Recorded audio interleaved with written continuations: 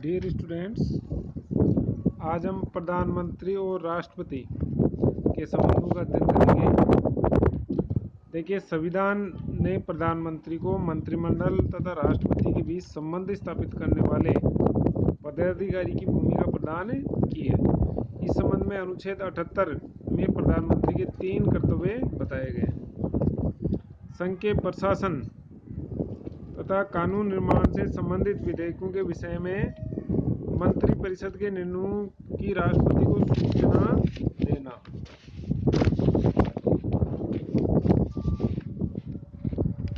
दूसरा है, संघ के प्रशासन के संबंध रखने वाले मामलों तथा कानून निर्माण से संबंधित प्रस्तावों के बारे में राष्ट्रपति को ऐसी सूचना देना जिससे वह मांगे।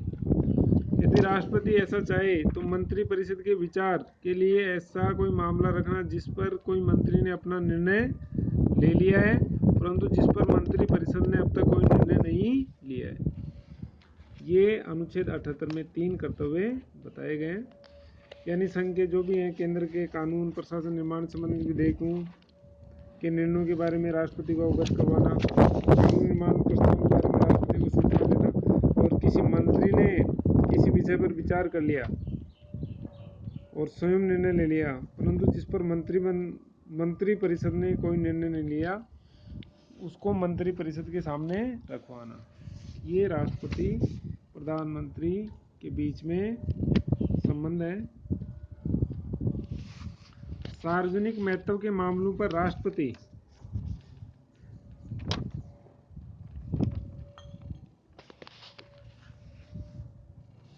सार्वजनिक महत्व के मामलों पर राष्ट्र के प्रधान से केवल प्रधानमंत्री के माध्यम से ही संपर्क किया जा सकता है। कोई भी अन्य मंत्री प्रधानमंत्री की अनुमति से ही राष्ट्रपति से भेंट कर सकता है। व्यवहार के अंतर्गत अब तक प्रधानमंत्री और राष्ट्रपति के बीच जो संबंध रहे, यदि उनका अध्ययन किया जाए तो ये नितांत स्पष्ट हो जाता है कि प्रधानमंत्री ने राष्ट्रपति को एक संवैधानिक प्रधान की भूमिका तक सीमित रखा है। प्रथम राष्ट्रपति डॉक्टर राजेंद्र प्रसाद और प्रधानमंत्री नेहरू के बीच हिंदू कोड बिल, नियोजन, निजी संपत्ति के सीमाकरण और सरकारी कृषि आदि विषयों पर तीव्र मतभेद थे। राष्ट्रपति द्वारा कुछ अवसरों पर अपने विचार व्यक्त किए गए, लेकिन अंत में उन्हें लगभग सभी बातों में प्रधानमंत्री की इच्छाओं के सम्मुख झुकना पड़ा। डॉक्टर राधाकृष्णन ने राष्ट्रीय राजनीति में स्वतंत्र भूमिका निभाने की इच्छा और आकांक्षा के साथ राष्ट्रपति पद ग्रहण किया और 1962 में चीन के आक्रमण के समय तथा 1965 में भाषा विवाद के समय इन्हें कुछ प्रभावशाली बनने का अवसर मिला, लेकिन अधिकांशतः वे इसमें असफल रहे। उदाहरण के लिए लाहौर क्षेत्र में भारतीय सेनाओं के प्रवेश के संबंध में प्रधानमंत्री शास्त्री ने राष्ट्रपति से कोई परामर्श नहीं लिया था। नवंबर 1966 में कैबिनेट के पुनर्गठन के संबंध में श्रीमती गांधी द्वारा राष्ट्रपति को पूर्ण अंधकार में रखा गया था। द्वितीय राष्ट्रपति के बाद में भारत में इस धारणा को अपनाया गया कि राष्ट्रपति प्रधानमंत्री का व्यक्ति होना चाहिए।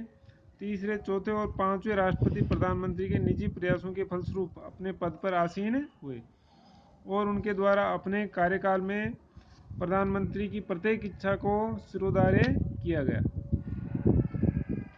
अप्रैल 1977 में कार्यवाहक राष्ट्रपति जत्ती और मंत्रिपरिषद के बीच विवादपूर्ण स्थिति उत्पन्न हुई, लेकिन अंत में जत्ती को अपनी हठधर्मी छोड़कर संवैधानिक दृष्टिकोण अपनाना पड़ा। जुलाई-अगस्त 1989 में पहली बार ऐसी स्थिति उत्पन्न हुई जिसमें राष्ट्रपति के द्वारा प्रधानमंत्री के चयन में अपने विवेक का प्रयोग किया जा सका और राष्ट्रपति प्रधानमंत्री के साथ संबंधों में अपने प्रभाव का परिचय दे सके। मार्च 1977 से जनवरी 1980 और पुनः 1989, 91 तथा 1996-98 तक के भारतीय राजनीतिक घटना चक्र से निष्कर्ष निकलता है कि यदि प्रधानमंत्री कमजोर हो, उसे लोकसभा में समुचित बहुमत प्राप्त न हो अथवा शासक दल में अनुशासन और एकता का अभाव हो तो राष्ट्रपति राजनीतिक दृष्टि से सक्रिय हो सकते हैं और राजनीतिक पहल की शक्ति कुछ सीमा तक राष्ट्रपति के हाथों में आ सकती है। लेकिन सामान्य परिस्थितियों में द्वितीय श्रेणी का प्रधानमंत्री भी राष्ट्रपति पर छाया रहेगा। राष्ट्रपति के आर नारायण ने संविधान की समस्त मर्यादाओं का संपूर्ण अंशों में पालन करते हुए शासन के परामर्शदाता और राज्य के प्रधान की भूमिका प्रभावी रूप से निभाई। उन्होंने अपने आचरण से एक वर्ष में 2 बार और 2 टूक अंदाज में बता दिया है कि वे प्रधानमंत्री या मंत्रिमंडल के साथ संबंधों में रबड़ स्टाम्प बनने को तैयार नहीं है। 2002 में निर्वाचित राष्ट्रपति डॉक्टर अब्दुल कलाम ने मंत्रिमंडल के प्रभावशाली परामर्शदाता की भूमिका निभाई, लेकिन साथ ही अपने पद की मर्यादाओं को सदैव दृष्टि में रखा। 2007 में सत्तारूढ़ राष्ट्रपति ने अपने संपूर्ण कार्यकाल में पद की मर्यादाओं को सदैव ही ध्यान में रखा। जुलाई 2012 में निर्वाचित राष्ट्रपति प्रणब मुखर्जी ने अपने कार्यकाल में मंत्रिमंडल के प्रभावशाली परामर्शदाता की भूमिका निभाई।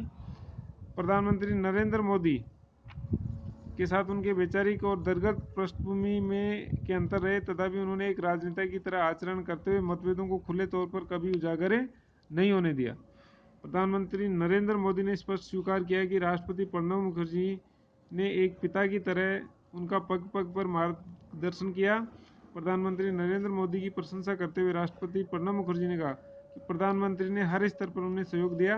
वे भारत के ऊर्जा से भरपूर अति उत्साही प्रधानमंत्री हैं जो देश को बदलने में लगे हुए। अब नेक्स्ट वीडियो में प्रधानमंत्री और राज्य सरकारें विशेषतः मुख्यमंत्री के बारे में अध्ययन